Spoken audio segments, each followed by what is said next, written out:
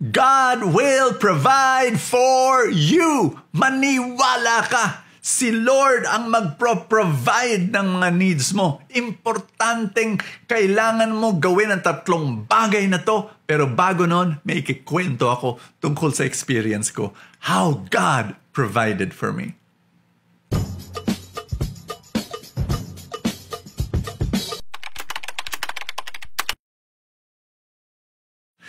Isang income stream ko ay yung book royalties or author royalties. Nung 20 years old ako, doon ako nagsimula magsulat ng libro. At nung panahon na yon, hindi pa uso yung self-publishing, ginawa ko na yon. Dahil hindi lang ako nagsulat ng libro, I created my little publishing company. Tapos, over the past years, 60 plus books na po ang naisulat ko. So medyo malaki yung author's royalty. Lahat po yun, dinodonate natin para sa ministry. Kasi po meron ako mga maliliit na negosyo Doon ko kinukuha yung pinapakain ko sa mga anak ko, sa mga maliliit kong negosyo. So yung mga book royalties, author's royalties, dinodonate natin yan. At tuwang-tuwa ako pag ginagawa ko yon. Kaya lang nagkaroon ng problema. All over the world, yung mga pagbenta ng mga libro, mga magazine na printed media, dahan-dahan pumababa. Kasi yung mga tao ngayon, internet, video, ang nakita ko yun. So yung mga book royalties ko, bumababa rin, yung halaga, yung papasok na pera na dinodonate ko. Kaya nagdasal ako, Lord, may problema ka.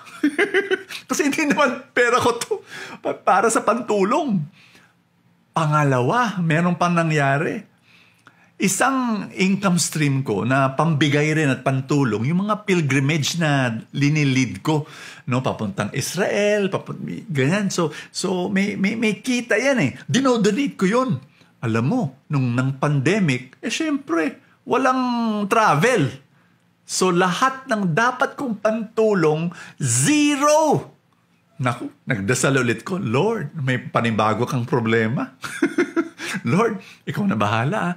Alam mo, malalim yung paniwala at pagtitiwala ko kay Lord that God will provide. Kaya ito nangyari. Yung corporate speaking, another income stream ko to.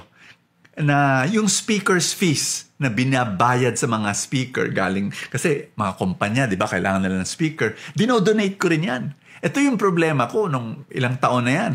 Hindi ako nang hindi. Kasi hindi nakasya sa schedule ko. Ito nangyari.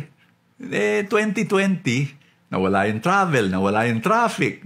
Tapos yung mga corporate invitations, online talks lang. Nasa bahay ako. So, umuo ako.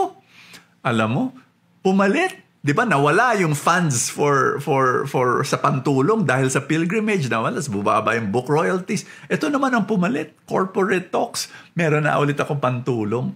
Alam nyo, naniniwala talaga ako that God will provide. 3 bagay ang kailangan mong gawin.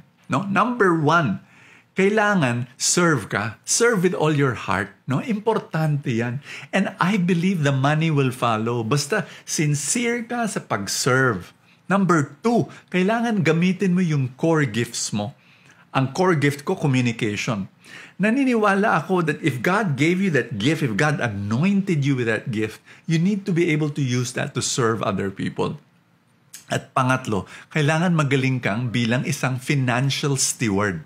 Ibig sabihin, mag-save ka, mag-invest ka, simplehan mo buhay mo, kasi kung maski gaano kadaming pera ang darating, kung waldas ka naman, wala mangyayari. Ang ebanghelyo natin ngayon is Luke chapter 4. Sinabi ni Jesus, "The Spirit of the Lord is with me. He has anointed me." That's my prayer for you, that the Lord will anoint you so that you can serve other people. I want to pray for you right now in the name of the Father and of the Son and of the Holy Spirit. Amen. In the mighty name of Jesus, I pray for God's anointing for all that you do.